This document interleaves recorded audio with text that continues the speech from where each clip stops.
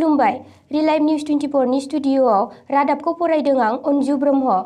बिटिसिआव गोदान सरकार फैसिगोन आरो बे सरकारानो बिजेपि आरो इउपिपिएल सरकार। बिजेपिआव दं सा 9 बिजाथि आरो इउपिपिएलआव सा 12 बिजाथि आरो लोगोसे थाफाबावगोन जिएसपिनि सासे। गासै सा 22 देरहासार बिजाथिफोरखौ लानानै बिटिसिनि चिफ जागोन इउपिपिएलनि आफादगिरि प्रमद बर'आ।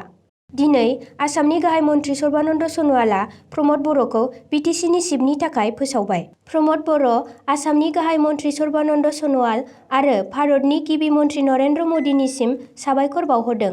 आसामनि बिजेपिआ बिटिसि बिसायख'थियाव मोन 9 बियाबाव देरहानानै बिटिसि खुंथायाव बाहागोआरि जानो हानायनि थाखाय बिजेपिनि आफादगिरि अमित शाह आरो गाहाय मन्थ्रि नरेन्द्र मदिआ आसामनि गाहाय मन्थ्रि सर्बानन्द सन'वाल आरो आसामनि मन्थ्रि नेडानि लेंथुमगिरि डक्टर हेमन्त बिश्व शर्मा मोननिसिम गाहाम हामलायथि हरो।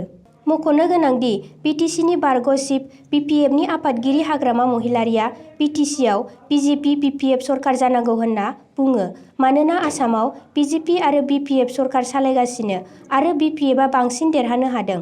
बेनि थाखाय सावरायबावगोन होनना फोरमायो आरो बेनि थाखायनो मन्थ्रि प्रमिला रानी ब्रह्मखौ हाग्रामा महिलारिआ आसामनि गाहाय मन्थ्रि सर्बानन्द सन'वालजों लोगो हमनो थिनहरदों।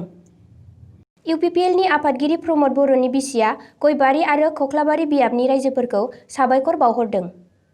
जिमान আমি আশা কৰিছিলোঁ সিমান পোৱা নাই, তথাপি প্ৰমোদ বড়োৰ পত্নী হিচাপত তেওঁ যিহেতু 2খন আসনতে জয়লাভ কৰিছে, মই তাৰ কাৰণে বিৰাট সুখী আৰু গয়বাৰীৰ ৰাইজ আৰু মই কক্লাবাৰীৰ ৰাইজক মোৰ ফালৰ পৰা ধন্যবাদ জনাওঁ।